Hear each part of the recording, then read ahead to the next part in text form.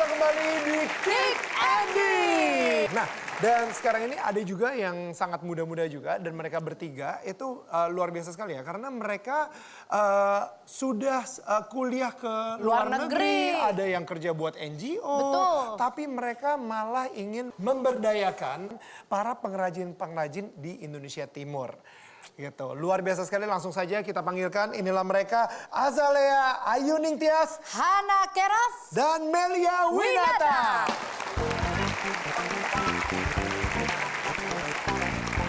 Wah, ini dia, mereka adalah dari Du Anyam. Ya, Du Anyam. Ini anyamannya. Ini anyamannya nih ya. Iya. Oke, baiklah. Du Anyam. Ya, ini produk-produknya nih ya. Itu lucu-lucu banget. Itu kayak saya pikir kalian tadi kesini bawa landak. Tapi maksudnya kayak itu lucu sekali. Oh, wow, look. Dan ini berasal dari Flores Timur, dari NTT. Kalau itu apa deh? Ini keranjang. Oh, oke. Iya, namanya Sobe. Sobe. Iya, jadi ini salah satu best selling produk kita di mana ukirannya kalau dilihat bagian luar ada 3 dimensinya. Ya. Jadi Iya, unik banget dari Indonesia Timur, khususnya di NTT. Luar biasa sekali, thank you. Dan oke. Ini apa? Knalpot. Itu keranjang DC, biasa buat diisi sirip pinang gitu kalau misalnya ada lamaran nikah. Kayak misalnya saya nikah gitu, nanti calon suami saya datang isi seserahannya dalam keranjang ini untuk acara adat. Oh, gitu. Tapi unfortunately... Rasain, Kak. Gue cuma mendekat aja. Itu gue balikin, ya ini gue balikin juga gitu. Kenapa dia? Balikin. Mukanya kok jadi meranum gitu. Sekarang ini yang saya dengar kalian ada mungkin dari Hana sendiri itu sempat kerja di NGO. Dan dari Ayu kemarin sempat kuliah di luar. Iya. Di luar tuh di mana? Di Boston waktu itu S2-nya. Di Boston? Iya. Oh wow, S2 lagi ya? Iya. Oke. Dan dari Melia sendiri gimana? Kamu kuliah di luar juga atau? Ya, kebetulan kita bertiga nih teman-teman SMA sebenarnya. Oke. Jadi udah temenan lebih dari 15 tahun, udah setengah dari umur kita sebenarnya. Lalu memang pas kuliah, kita bertiga memang pergi kuliah di tempat yang berbeda-beda. Cuma karena memang temenan dari dulu, jadi tetap tiap kali liburan pasti menyempatkan diri untuk ketemu dan catch up. Wow. Gitu. Oke. Dan akhirnya berkolaborasi lah. Jadi boleh dijelaskan, kamu kalau di dalam Du Anyam ini posisinya apa? Yang lain juga? Jadi sebenarnya sih Hana karena memang backgroundnya pernah kerja di NGO, Ya. jadi sampai sekarang Hana itu mengepalai pengembangan komunitas dan juga partnership kita, Ya. baik itu dengan organisasi lain, non-profit, pemerintah dan sebagainya, program-program sosial di Du Anyam. Ya. Kemudian Melia dengan background sebelumnya di bisnis memang mengepalai bagian sales, marketing dan product development kita, gitu. Ya. Dan saya mengerjakan apapun yang belum dikerjakan yang lain. Gitu.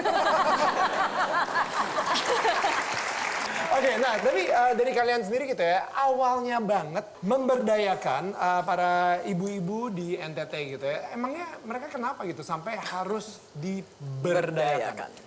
Ya, sebenarnya mereka sudah berdaya, tapi yang kita lakukan kita membantu menghubungkan segala macam keterampilan dan sumber daya yang sudah ada di sana dengan pasar gitu. Karena nggak terhubung aja nih gitu. Jadi Du Anyam itu intinya kita pengen memberikan kesempatan supaya ibu-ibunya ini bisa mengangkat dirinya sendiri dari masalah-masalah yang mereka punya. Nah, waktu itu ngobrol lah dengan Hana dan Melia. Yang backgroundnya tadi beda-beda. Jadi karena Hana sedang kerja di NGO di Flores, kita juga membahas tentang apa aja sih masalah kesehatan yang ada di Flores. Dan kita tahu salah satu yang besar itu adalah masalah gizi.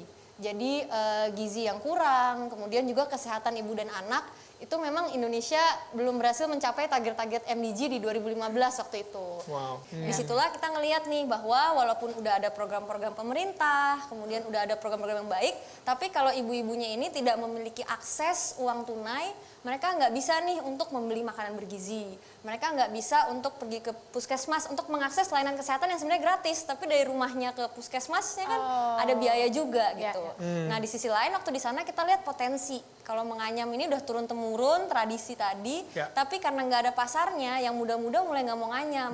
Padahal kalau bisa di-connect dan bisa jadi barang yang bagus-bagus gini, sebenarnya baik itu pasar domestik maupun pasar global itu mau membeli dan akhir-akhirnya ibunya punya uang tunai untuk membantu keluarganya. Wow, oke,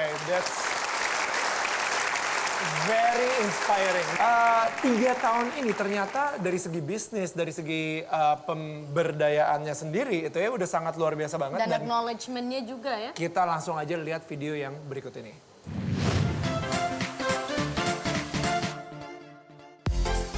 Pemirsa, masih ingatkah Anda Du Anyam? Ya, sebuah gerakan wirausaha sosial yang membantu ibu-ibu dan wanita desa di Flores demi memenuhi pangan sehat itu, kini semakin berkembang. Sejak tampil di Kick Andy tahun 2016, Du Anyam mengepakkan sayapnya lebih jauh. Jika dulu hanya bergerak di wilayah Flores Timur, kini Du Anyam juga memberdayakan ibu-ibu di Lembalta hingga ke Papua. Bahan produk Anyam yang digunakan pun bervariasi. Jika di Flores dan Lembata menggunakan lontar, di Papua bahan Anyam menggunakan kulit kayu. Apresiasi masyarakat terhadap produk karya ibu-ibu dari timur Indonesia tersebut juga semakin tinggi. Pada perhelatan Asian Games 2018 lalu, Du Anyam dipercaya menjadi official merchandise dengan menjual 15.000 produk. Bahkan, sejak 2018 Du Anyam mulai mengekspor produknya ke berbagai negara. Kini, lebih dari 1.000 pengrajin di 50 desa telah merasakan peningkatan ekonomi.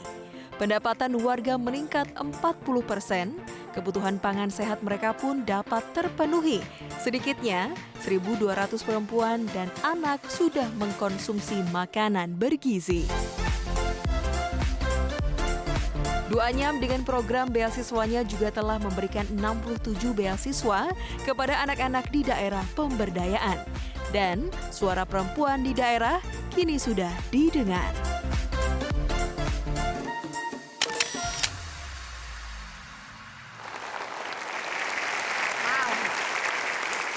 Amazing. Tadi yang saya lihat di video kamu udah sampai ke Papua segala tuh ya. Jadi merambah gitu dari Flores Timur ke Papua juga. Itu ceritanya gimana? Ya yang pertama sih sebenarnya walaupun kita memulainya di NTT, tetapi isu kesehatan ibu dan anak itu kan sebenarnya di seluruh Indonesia. Ya. Kita ingin sebenarnya Du Anyam itu bukan hanya di NTT, tetapi membantu perempuan di seluruh Indonesia. Tahun 2016 sebenarnya kita diajak kolaborasi itu dengan Kementerian Pemberdayaan Perempuan dan Perlindungan Anak untuk mulai mengembangkan potensi kerajinan anyaman di Nabire, Kabupaten Nabire di Papua. Nah bedanya adalah kalau di NTT itu kita dengan bahan baku lontar, di Papua tuh kita menggunakan bahan baku kulit kayu. Dan jenis anyamannya pun berbeda sesuai dengan kearifan lokal yang ada di Papua gitu. Jadi beda daerah, beda jenis anyaman, beda juga bahan baku, tetapi isu yang diangkat tetap sama tentang pemberdayaan perempuan serta kesehatan perempuan dan ibu dan anak.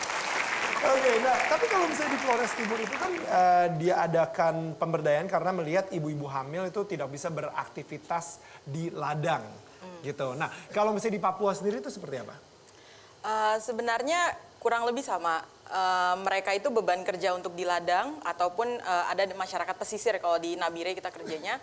Itu mereka memang energinya atau tenaganya itu memang habis untuk kegiatan mencari ikan atau enggak berladang gitu.